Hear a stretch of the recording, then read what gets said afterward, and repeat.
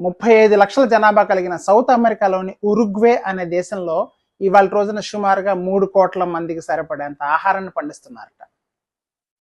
వ్యవసాయంలో ఆ దేశం ఇంత స్థాయిలో దిగుబడులు సాధించడానికి ప్రధానమైన కారణం ఆవులు.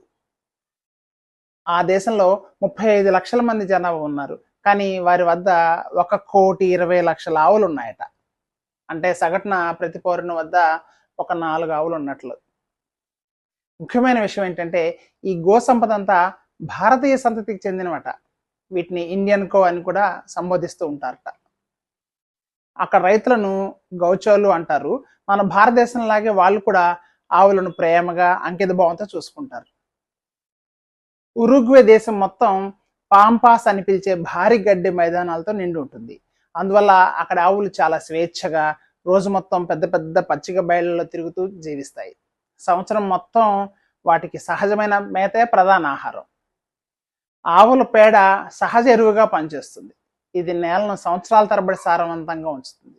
అందుకే పాలు, పెరుగు, వెన్న, నెయ్యి ఇంకా ధాన్యాలు ఆ దేశం నుంచి ఎక్కువగా ఎగుమతి చేయబడుతూ ఉంటాయి. ఒక రైతు ఆదాయం ప్రతి నెలకు కనీసం 1 లక్ష నుంచి 3 లక్షల రూపాయల వరకు ఉంటుందిట. పశువుల సంరక్షణ ఉరుగ్వేలో ఒక పెద్ద వృత్తి. చాలా కుటుంబాలు పశు సంవర్ధకంపైనే ఆధారపడి జీవిస్తాయి.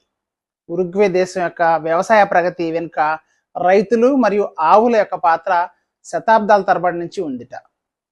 మన సంస్కృతిలో ఆవుకు ఆధ్యాత్మిక ప్రాధాన్యం ఉంది కదా, కానీ ఉరుగ్వేలో అది ప్రధానంగా వ్యవసాయ ఆర్థిక సంబంధం మాత్రమేనట. పర్యావరణ సమతుల్య కోసం ఉరుగ్వే ప్రభుత్వం కఠిన నియమాలు పాటిస్తుంది. అడవులు నరకడం నిషిద్ధం, అతిగా మేత నిల్వ చేయడం కూడా నిషిద్ధమే. అందువల్ల పశువులు పర్యావరణాన్ని నిలబెట్టే పనిలో భాగస్వాములు అవుతాయట. ఆ దేశం యొక్క జాతీయ చిహ్నం సూర్యుడు, జాతీయ ప్రగతి చిహ్నం ఆవు మరియు గుర్రం. ఆవుల్ని ప్రేమిస్తూ వాటి సహాయంతో నిజమైన ప్రకృతి వ్యవసాయం చేస్తున్న ఈ ఉరుగ్వే దేశం నిజంగా అభినందనీయమైంది కదా.